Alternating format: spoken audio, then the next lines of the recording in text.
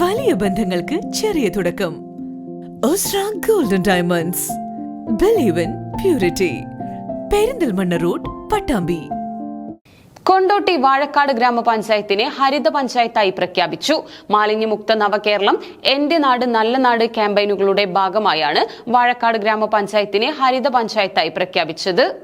മാലിന്യമുക്ത നവകേരളം എൻ്റെ നാട് നല്ല നാട് ക്യാമ്പയിനുകളുടെ ഭാഗമായാണ് കൊണ്ടോട്ടി വാഴക്കാട് ഗ്രാമപഞ്ചായത്തിനെ ഹരിത പഞ്ചായത്തായി പ്രഖ്യാപിച്ചത്.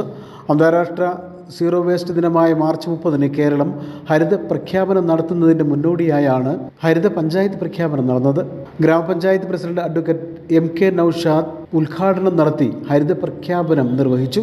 വൈസ് പ്രസിഡന്റ് ഷമീന സലീം അധ്യക്ഷത വഹിച്ചു.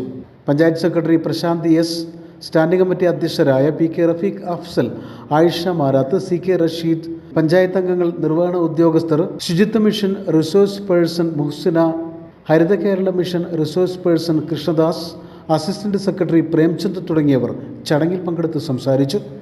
News bureau, Kondotty.